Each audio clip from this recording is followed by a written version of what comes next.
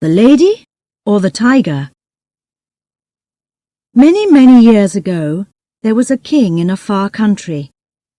He was famous, he was strong, and he was very clever. But in his country, he had many wrongdoers. The king was unhappy about this, but how can you stop people from doing wrong? It is not easy. He thought about this difficult question for a long time, but he could not find the answer. Suddenly, one day, he had a good idea. He spoke to his people and told them to build a big stadium in the center of the city. It must be very big and very beautiful, he told them. So the people worked hard for many months. One day the building was finished. The stadium was ready. Inside it, there were places for 5,000 people. Everyone was very excited about this beautiful new building. Some wanted to watch games in the stadium. Others wanted to have dancing and singing. But what did the king want? No one knew. The day of the opening came. Everyone ran to the stadium to get a place inside. The people got more excited when the king arrived. They were all quiet, waiting. First he took his place. Then he stood up and spoke. "My people, my friends," he said. "Firstly, I want to thank all the workers for their good work. We now have a beautiful stadium, and it is very well built. Secondly, I know that many of you want to see games and dancing here. But this stadium is going to be different. It is not going to be a place for having a good time. It is going to be a place for wrongdoers. If one of you does something wrong, we are going to bring him to this place. There he must stand in the middle of this stadium in front of us all. Now, do you all see those two doors, coloured blue, at the far end of the stadium? They look the same, perhaps, but they are not. Behind one door, I am going to put a dangerous animal, a tiger. Behind the other door, there is going to be a beautiful lady. The wrongdoer must choose one of these doors. If he opens the wrong door, he finds the tiger. It jumps out and kills him. If he opens the other door, he finds the beautiful young woman. She is to be his wife. They must marry immediately, right here in the stadium before our eyes. After that, they can live happily with us as husband and wife. So, each wrongdoer must choose very carefully. Before he chooses, he and we cannot know if he is going to live or die. As soon as he opens one of those two doors, we all know immediately. That is my idea. So tell me, my friends, is it a good idea or is it not? "It is good, O King, it is very good," the people answered. But they were quiet. They were afraid. "Thank you," said the king. "Now go home. Come to the stadium again at the same time next week. Then you can watch the first wrongdoer make his choice. Every week from now on, a different man is going to choose to live, if he is lucky, or to die if he is not." From that day, the people came every week to the stadium to watch a different wrongdoer. Sometimes he opened the right blue door, and the beautiful lady came out. Then there was singing and dancing. Everyone threw flowers down to the lucky people and went home happily. But at other times, the wrongdoer opened the wrong door. Immediately, a big tiger ran out into the stadium and jumped on the unlucky man. In a few minutes, the tiger killed him in front of all the watching people. When he lay dead in the centre of the stadium, the people went home sadly. They took their flowers with them.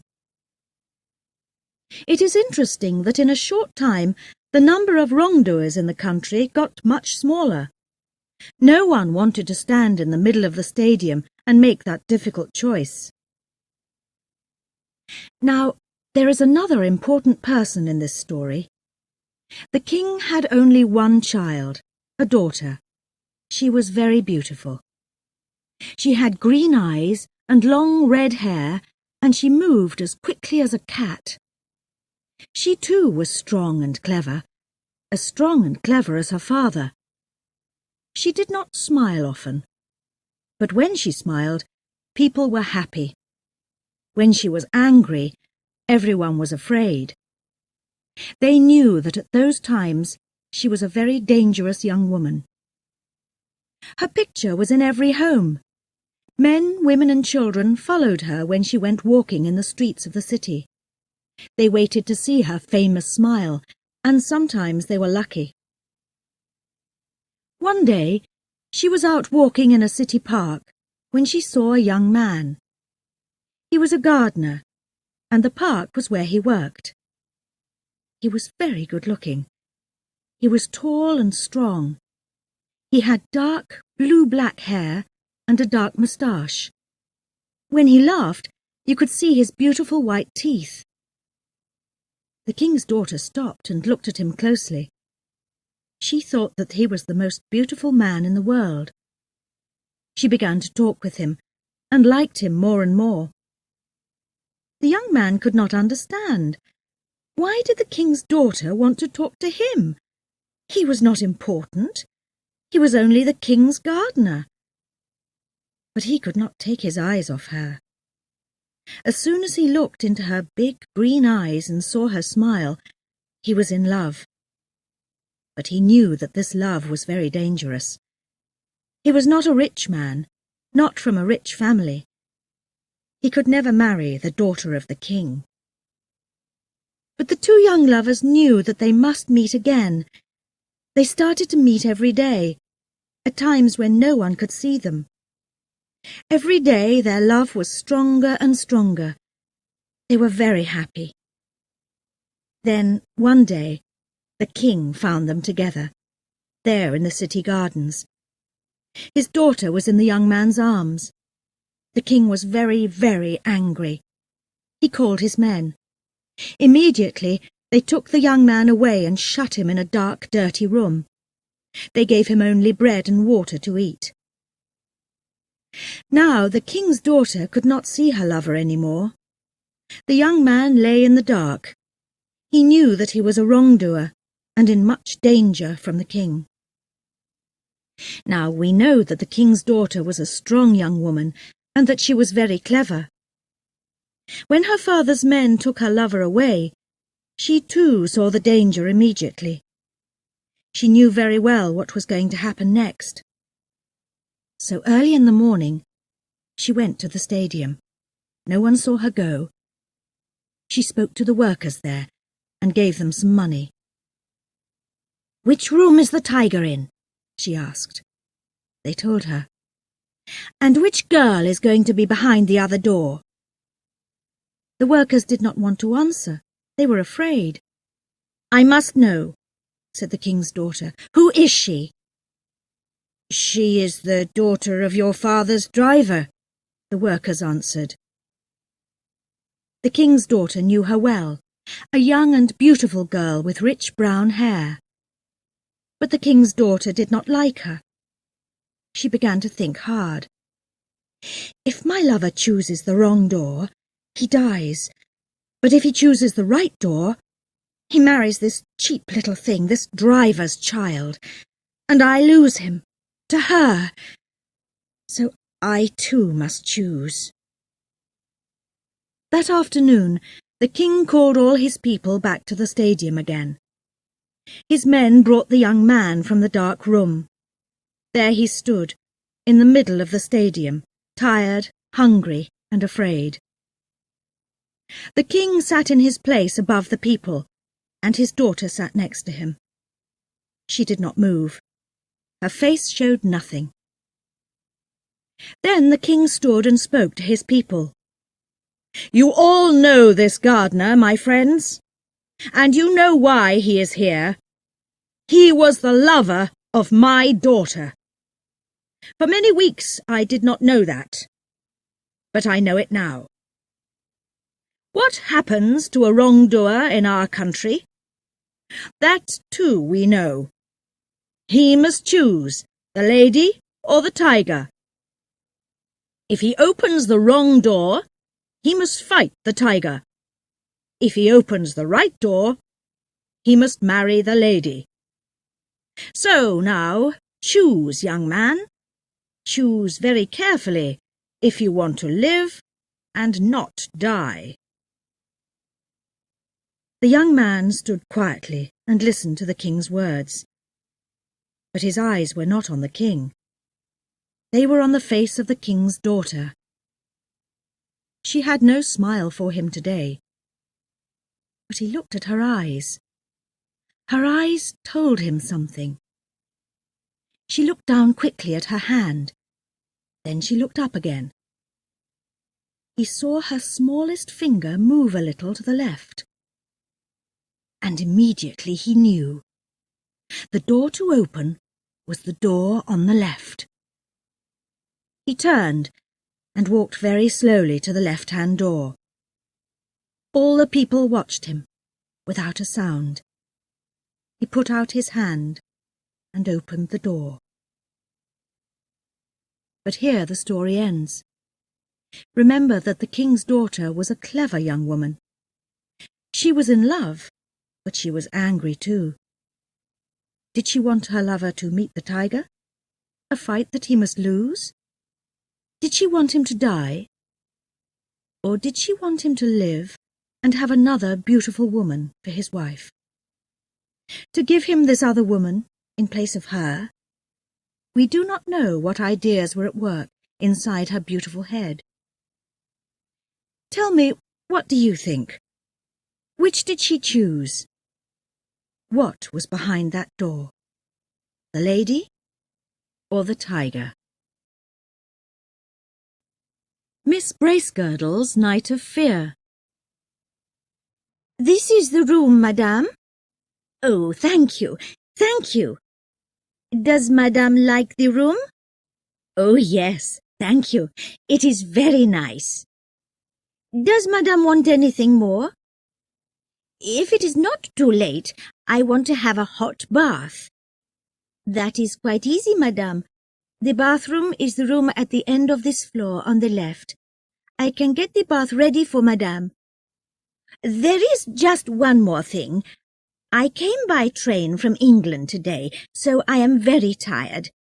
Please do not bring my breakfast too early tomorrow. I want to have a good sleep tonight." "I understand, madame." The girl went off to get the bath ready. Millicent Bracegirdle was right. She was tired. She thought of Easingstoke, her hometown, now so far away. She remembered the drive to London early that morning, the train from London to Dover, the boat to Calais, then another train to Paris. By lunchtime she was in a third train, going from Paris to Bordeaux. Now, here she was in the hotel. It was 12 o'clock at night. Why was she here in southwest France of all places? It was all because of Annie, her younger sister. Annie usually lived in South America. Earlier in the year, Annie got ill, and now she was to have a holiday in Europe. Miss Bracegirdle's brother could not come to meet Annie off the boat. He had too much work to do in Easingstoke. So Miss Bracegirdle was the only other person.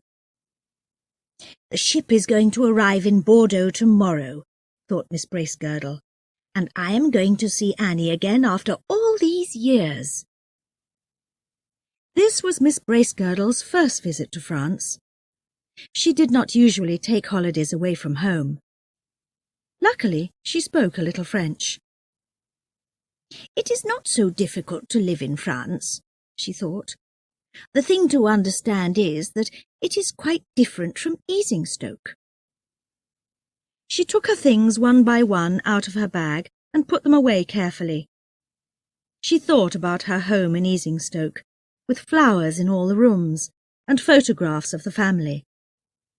She thought about her poor brother working so hard. She felt a little sad, but only for a minute. Her time in France was to be quite short. She was going to be home again soon. Now she must get a good night's sleep. But first, that hot bath. She took off her day things and put on her nightdress. Then she picked up her washing things and went to the bathroom, closing her bedroom door quietly. She lay in the hot water and thought about the nice young girl in the hotel getting her bath ready. People in this hotel were very friendly, always ready to help. There was so much she wanted to tell her brother when she got home. She got out of the bath and put on her nightdress again. She cleaned the bath very carefully. She did not want French people to think that the English were dirty. Then she left the bathroom and went back to her bedroom. She went in quickly, put on the light and shut the door. Then one of those unlucky things happened. The handle of the door came off in her hand. She tried to put the handle back on the door, but she could not. "How do I do it?" she thought. "It is going to be very difficult to open the door now. Do I ask that nice girl to come and help me? Perhaps by now she is in bed." She turned away from the door, and suddenly she saw something much, much worse than the door handle. There was a man in her bed. She took one look at his thick black hair and his big black moustache, and immediately felt quite ill with fear. For a minute or two she could not think. Then her first thought was, "I must not scream." She stood there, but she could not move. She just looked at the man's dark head and the big line of his back under the bed things. She began to think very quickly. Her next thought was, "I'm in the wrong room. It is the man's room." She could see his jacket and trousers lying on a chair, and his big black shoes on the floor. She must get out quickly. But how? She tried again to open the door with her fingers, but she could not. Here she was, shut in a hotel room with an unknown man, a Frenchman. She must think. She must think. She turned off the light. Perhaps with the light off, he is not going to wake up, she thought. That gives me more time to do something. But if he does wake up, what do I do? He is not going to believe my story. Nobody is going to believe me. In England, perhaps, but not here. How can they understand? So I must get out of this room. By waking him? By screaming? By calling the young girl? No, it is no good. If I scream or call out, people are going to come running immediately. And what do they find? Miss Bracegirdle from Easingstoke in a man's bedroom after 12 o'clock at night. Just think of all the talk back home when my friends hear about that. And if I climb out of the window? She thought of the big hairy man pulling her back by the legs as she tried to get out. He could wake up at any minute. She thought that she heard somebody going past outside the door, but it was too late to scream now. Suddenly she had an idea. It was now nearly 1 o'clock in the morning. Perhaps the sleeping man was not dangerous. At 7 or 8 o'clock he must get up and go out to work. I can get under the bed and wait there until he goes. Men never look under the bed. When he sees the door handle on the floor, he is going to open the door with something or call the girl to come. Later, I can come out from under the bed and go quietly back to my room. Nobody is going to know. She lay down on the floor and got under the bed. No sound came from the man above her, but from down here it was difficult to hear anything. She tried to think of her nice little bedroom in Easingstoke, with its nice white bed. But the floor was getting harder every minute. She tried to think what her room number was. 115? Or was it 116? She was always bad at remembering numbers. She began to think of her school days and the interesting things she learned then. Suddenly, she felt that she was going to sneeze. She could not stop it. The sneeze came, a long, hard one. "This is the end of me," Miss Bracegirdle thought. "Now this Frenchman is going to jump out of bed and turn on the light. Then he is going to look under the bed and pull me out.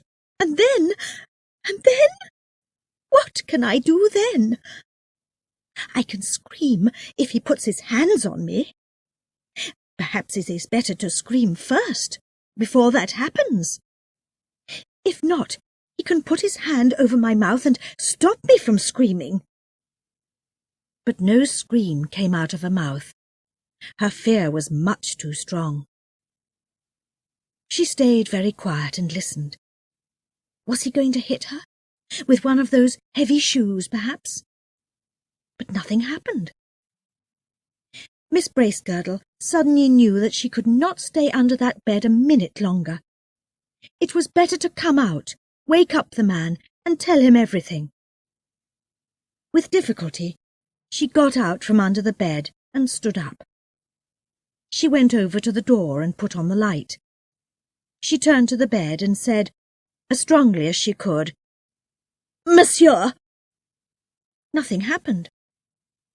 She looked at the man and said again, "Monsieur! Monsieur!" But again there was no answer. She went closer to the bed. His hair and moustache were very black, but his face had no colour in it. His mouth was open, but his eyes were shut. Then, for the third time that night, Miss Bracegirdle nearly died of fear. Suddenly her legs felt as weak as water. She nearly fell down, because the man in the bed was dead. It was the first time that she stood face to face with a dead person, but there was no mistake. The man was dead. Miss Bracegirdle could only say, "He's dead. He's dead." Her difficulties now were not important. She began to feel sorry for him, lying here dead in a hotel room. But a sudden sound broke into her thoughts.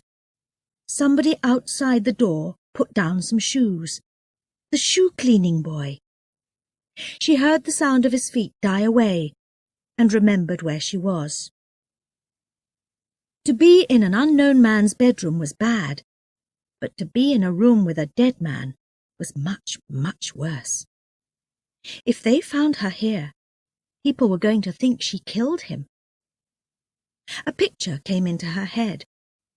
The police taking her off to the police station, asking her questions, shutting her away. And her sister arriving in just a few hours' time, too. She must get out of the room immediately. "I cannot call for help now," she thought, fighting back her fear. "Do something, Millicent. It is now or never." But what? She went round the room, looking for something to open the door with. She could find nothing. Finally, she picked up the man's jacket. Inside it she found a small knife. She took the knife and put it in the side of the door. Very slowly she turned the knife, and the door opened. She wanted to run out of the room immediately, but she stopped first and listened. Nobody was there. Feeling very afraid, Miss Bracegirdle shut the door quickly behind her and ran as fast as she could to her bedroom. She lay down on the bed, and the fear slowly began to leave her. All was well. But then she had another unhappy thought. The living fear came back. Her washing things were in there. They were lying there in the dead man's room, and her name was on them. To go back again now was far worse than the first time, but she had no choice. She could not leave her things lying there. If they find them, they are going to ask me how they got there, she thought. She had to go back. She went. She did not look at the bed. She quickly took her washing things and ran back again to her bedroom. Now that the danger was over, she suddenly felt very, very tired. She got into bed and put out the light. She lay in the dark, trying to forget her fears. Finally, she went to sleep. It was 11 o'clock when she woke up. The sun was high in the sky, and the fears of the night were far away. In the light of the day, it was all very difficult to believe.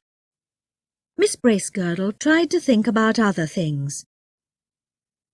Finally, the young girl arrived to wake her up. Her eyes showed that she was excited. "Oh, Madame," she said, "a very bad thing happened here last night. The man in room 117, he's dead. Please do not say that I told you, but the police were here, the doctor, everybody." Miss Bracegirdle said nothing. There was nothing to say. But the young woman was too excited to stop. "And do you know who this dead man was, Madame? They say that he was Boldu, the famous killer wanted by the police. Last year he killed a woman and cut her up and threw her into the river. And last night he died here in our hotel, in the room next door. We do not know how. Did you say coffee, Madame?" "No, thank you. Just a cup of tea. Strong tea, please." "Very well, Madame." The girl left, and soon a man from the kitchen came with Miss Bracegirdle's cup of tea. Miss Bracegirdle thought that this was unusual. A man bringing tea to a lady's bedroom. These things did not happen in Easingstoke, but French people were different. She thought about the man in the next room. She felt quite sorry for him now, dying so suddenly, far from home. She got up, washed and dressed. After that, she took her pen and some paper and went down to the hotel sitting room. Nobody in the hotel was very excited. Perhaps they did not know about the dead man. She went to the writing table and started to write her letter. Hotel Carlton, Bordeaux, 5th of September. My dear brother, I hope you are well. I arrived here late last night. The time in the train was long, but quite interesting. I nearly lost my glasses, but a nice man found them for me. The people here are very friendly, but the food is quite different from English food. I am going to meet Annie at 1 o'clock. I remembered in the train that there is some fruit from Mrs. Hunt's garden in the kitchen cupboard. I forgot to tell Lizzie about it, so please tell her for me. I do not want it to go bad. This is a nice hotel, but I think that Annie and I are going to move to the Grand Hotel tonight, because the rooms here are not very quiet. That is all there is to tell you for now. Be careful not to get cold. I am coming back soon. Your loving sister, Millicent. She could not tell her brother about last night, not in the letter, and not when she got home. It was too difficult to say how she came to be in a man's bedroom, an unknown man, a dead man. Or about getting under his bed.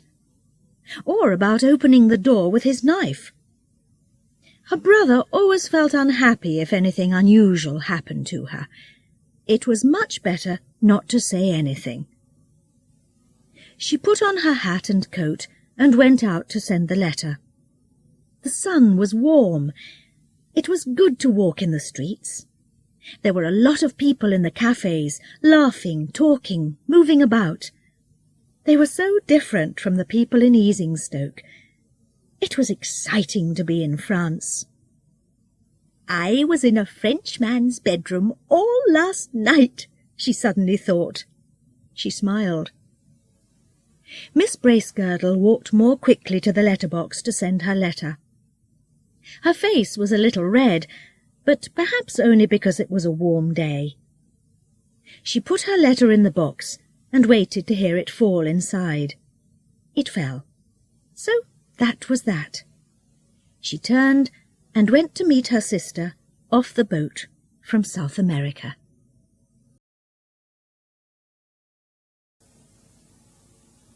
The Waxwork. It was closing time at Mariner's Waxworks. The last few visitors came out in 2s and 3s through the big glass doors. But Mr. Mariner, the boss, sat in his office talking to a caller, Raymond Hewson. Hewson was a thin man, carefully but poorly dressed. He spoke well, but seemed to be losing his fight to do well in the world. Mariner began to speak, in answer to a question from his visitor. "Please don't think that what you're asking for is anything new," he said. "A lot of people ask to stay the night in our murderer's room. We always say no, because it does nothing for us. But you are a writer. Now that's quite different. We like people to read about us. It helps to bring in more visitors. And more money." "That's just what I thought," said Hewson. "I knew that you wanted my help." Mariner laughed. "Oh, I know what you're going to say next. Somebody told me that Madame Tussauds gives people £100 to stay the night in their murderer's room. But you mustn't think that we're as rich as they are. Tell me, what newspaper do you work for, Mr. Hewson?" "Oh, I work for any newspaper that takes what I write," said Hewson carefully. "I know that I can easily sell this story. The Morning Times takes anything to do with murderers. Just think, a night with Mariner's murderers. Every newspaper is going to want that." Mariner thought for a minute. "Very well, Mr. Hewson. Let's say this. If your story comes out in the Morning Times, there's £5 waiting for you here the next day. But please understand, it's not easy, what you want to do. I know all about our waxworks, you see. I walk past them hundreds of times every day. But spend a night down there with all those figures? No, thank you." "Why not?" asked Hewson. "It's difficult to say. I don't like the idea, that's all. You're not going to have an easy night, you know." Hewson knew that only too well, but he smiled, not wanting to show his feelings. He remembered his wife and family. He must work hard because of them. They had not got much money left this month. He must not lose this lucky opening. That newspaper was going to pay him well for this story.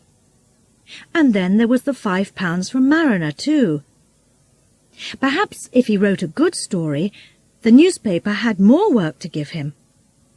But he must do this story well first.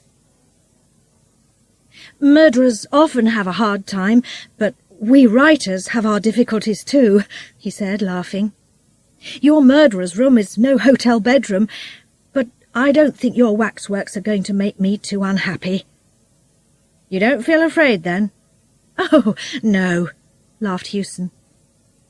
Mr. Mariner smiled and stood up. "Right," he said. "The last people are all out now. Wait a minute. I want to tell the man down there not to put the covers on the waxworks.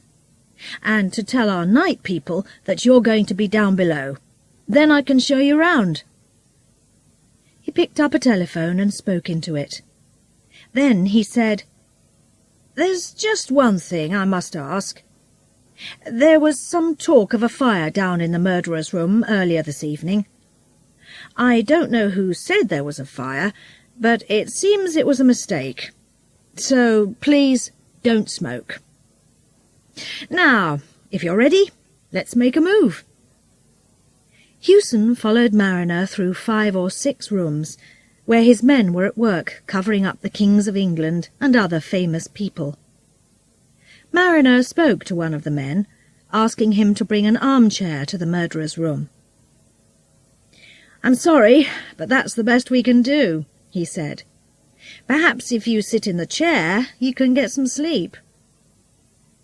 He took the writer down to the murderer's room. It was a big room, without much light. Hewson thought of a church. You felt you had to speak very quietly in here. But this was not a good place. It was a place for remembering wrongdoers, murderers, and the bad things that made them famous. The waxwork figures stood on small stands, with numbers at their feet. He knew some of the figures, but not others. There stood Thurtell, the murderer of Weir. Over there was little Lefroy, a killer hungry for money. 5 yards away sat Mrs. Thompson, known for her unusual lovers. Brown and Kennedy, the 2 newest figures, stood next to Mrs. Dyer and Patrick Mahon. Mariner showed Hewson the more interesting murderers one by one. "That's Crippen, as you perhaps know. A weak little man, not very interesting to look at. There's old Vac here. You can tell him by all that hair on his face. And this is—" "Yes, who's that?" asked Hewson quietly. "Oh, he's the best figure in our show. Of all these people, he's the only one living today." Hewson looked at the waxwork closely. A small, thin figure, only 5 feet tall. It had a little moustache, big glasses, and an unusual coat. It was easy to see that he was French. Without knowing why, he felt suddenly afraid of that smiling face. He moved back from the figure, finding it difficult to look at it again. "But who is he?" he asked. "That," said Mariner, "is Dr. Baudet." Hewson didn't know the name. Mariner smiled. "If you're French, you remember it well," he said. "For years all Paris was in fear of this little man. He worked as a doctor by day, but at night he cut people's throats. He killed just because he liked killing, and always in the same way. After his last murder, the police found some important letters. They know all about him now, and if only they can catch him... But our friend here is too clever for them. He knew the police were after him. They soon lost him. They're looking for him now all over Europe. They think he's dead, but they can't find the body. Last year there were 1 or 2 more murders. But the police believe that another person is now doing the killing in his place. It's interesting how every well-known murderer has his followers, isn't it?" Hewson felt fear run through his body. "I don't like him much," he said. "Just look at those eyes." "You find that his eyes eat into you. That's how he did it, you know. He could send people to sleep just with his eyes. In these killings, the murdered person never seemed to fight back. He's too small to kill anybody if they're not sleeping. I thought I saw him move just now, said Hewson, trying not to show his fear. Mariner smiled. You're going to think that you see many things before the night is over. We're not going to shut you in down here. When you feel it's time to stop, come up again. There are watchmen in the building, so don't be afraid if you hear them moving about. I'm sorry that I can't give you any more light. We like to have the room dark, you understand. Now come back to my office and have a strong drink before starting the night's work.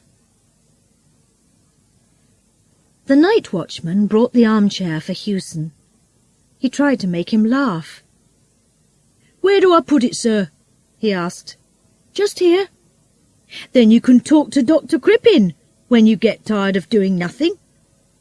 Or there's old Mrs. Dyer over there making eyes at you. She usually likes to have a man to talk to. Just tell me where, sir. Hewson smiled. The man's words made him feel happier. Tonight's work didn't seem quite so difficult. I can choose a place for it, thank you, he said. Well, good night, sir. I'm on the floor above if you want me. Don't let any of these figures come up behind you and put their cold hands round your throat. And look out for that old Mrs. Dyer. I think she finds you interesting. Hewson laughed and said good night to the man. After some thought, he put the armchair with its back to Dr. Baudette. He couldn't say why, but Baudette was much worse to look at than the other figures. He felt quite happy as he put the chair in its place. But as the watchman's feet died away, he thought of the long night in front of him. Weak light lit the lines of figures. They seemed near to being living people. The big dark room was very quiet. Hewson wanted to hear the usual sounds of people talking and moving about, but there was nothing, not a movement, not a sound. I feel I'm on the floor of the sea, he thought. I must remember to put that into my story. He looked without much interest at the unmoving figures all round him. But before long, he felt those eyes again, the hard eyes of Baudette, looking at him from behind. He wanted more and more to turn round and look at the figure. This is all wrong, he thought. If I turn round now, it only shows that I'm afraid. And then he heard another person speaking inside his head. It's just because you are afraid that you can't turn round and look. These different thoughts seemed to be fighting inside him. Finally, Hewson turned his chair a little and looked behind him. Of the many figures standing there, the figure of the little doctor seemed the most important. Perhaps this was because a stronger light came down on the place where he stood. Hewson looked at the face so cleverly made in wax. His eyes met the figure's eyes. He quickly turned away.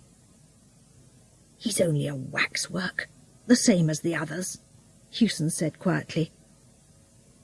They were only waxworks, yes, but waxworks do not move. He didn't see any of them moving, but he did think that now the figures in front of him seemed to be standing a little differently. Crippen was one.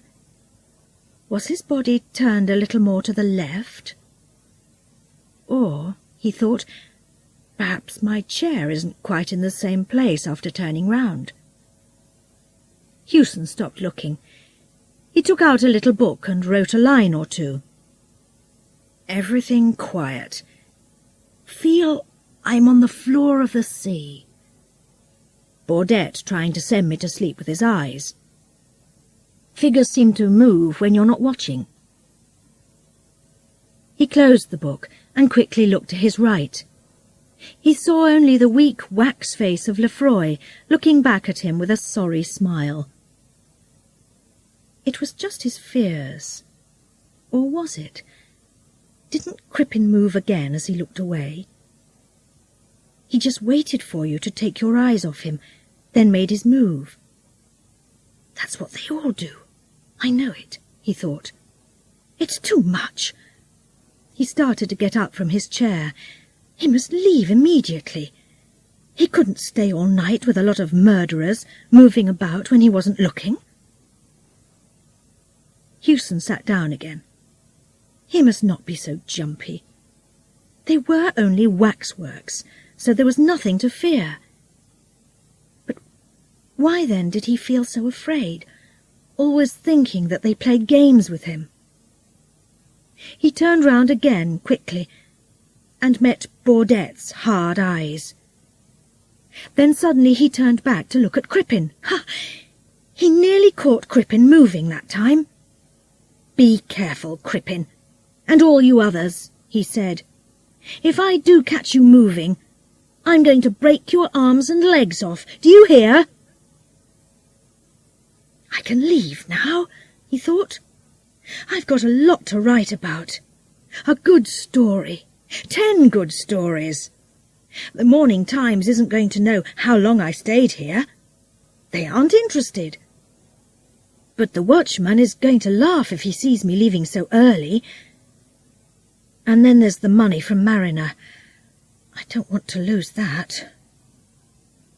But this was too hard. It was bad that the waxworks moved behind your back. But it was worse that they could breathe. Or was it just his breathing, seeming to come from far away? These figures seemed to be doing what children do in a lesson, talking, laughing and playing when the person giving the lesson turns his back. There I go again, he thought. I must think about other things. I'm Raymond Hewson. I live and breathe. These figures round me aren't living. They can't move and speak as I can. They're only made of wax. They just stand there for old ladies and little boys to look at. He began to feel better again. He tried to remember a good story a friend told him last week. He remembered some of it, but not all. He had the feeling that Baudette's eyes were on him again. He must have a look. He half turned and then pulled his chair right round. Now they were face to face. As he spoke, his words seemed to fly back at him from the darkest corners of the room. "You moved, you little animal!" he screamed. "Yes, you did! I saw you!" Then he sat, looking in front of him, not moving, cold with fear. Dr. Baudette moved his little body slowly and carefully. He got down from his stand and sat right in front of Hewson. Then he smiled and said in good English, "Good evening. I did not know that I was going to have a friend here tonight. Then I heard you and Mariner talking. You cannot move or speak now until I tell you. But you can hear me quite easily, I know. Something tells me that you are, let's say, a little afraid of me. Make no mistake, sir. I am not one of these poor dead figures suddenly turned into a living thing. Oh, no. I am Dr. Baudette in person." He stopped and moved his legs. "I am sorry, but my arms and legs are quite tired. I don't want to take up your time with my uninteresting story. I can just say that some unusual happenings brought me to England. I was near this building this evening when I saw a policeman looking at me too closely. I thought perhaps he wanted to ask me some difficult questions, so I quickly came in here with all the other visitors. Then I had a very good idea. I told somebody that I saw smoke. Everybody ran out into the street, thinking there was a fire. I stayed here. I undressed that figure of me, put on its coat, and quickly put the figure at the back of the room, where nobody could see it. Then I took its place here on the stand. I must say that I had a very tiring evening. But luckily the people didn't watch me all the time. I could breathe sometimes and move my arms and legs a little. What Mariner said about me was not very nice, you know. But he was right about one thing. I am not dead. It's important that the world thinks I am. What he said about my doings is mostly right, too. Most people, you know, collect something or other. Some collect books, some collect money, others collect pictures or train tickets, and me, I collect throats. He stopped talking for a minute and looked at Hewson's throat carefully. He did not seem to think it was a very good one. "I'm happy you came tonight," he went on. "You mustn't think that I don't want you here.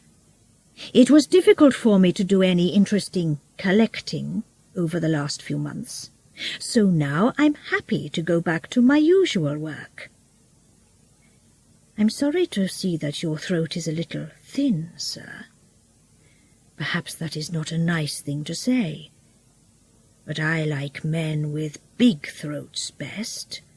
Big, thick, red throats." He took something from his coat, looked at it closely, and ran it across his wet finger. Then he moved it slowly up and down over his open hand. "This is a little French razor," he said quietly. "Perhaps you know them.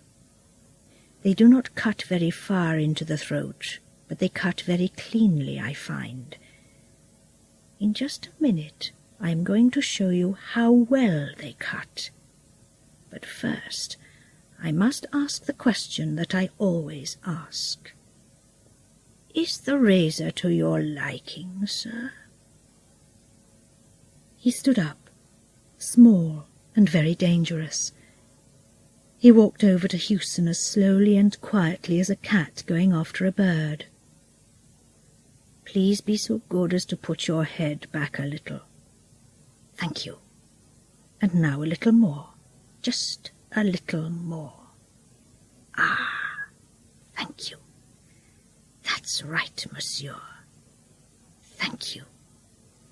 Thank you."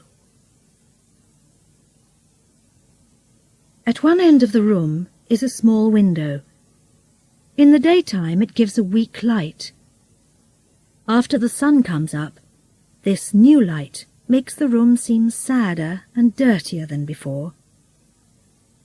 The waxwork figures stand in their places with unseeing eyes. Soon the visitors are going to arrive. They are going to walk round, looking at this figure or that.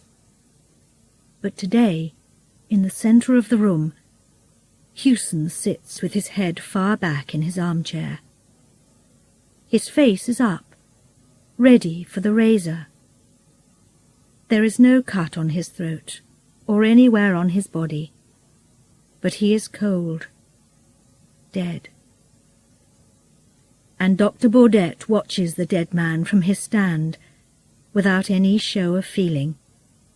He does not move. He cannot move. But then, he is only a waxwork.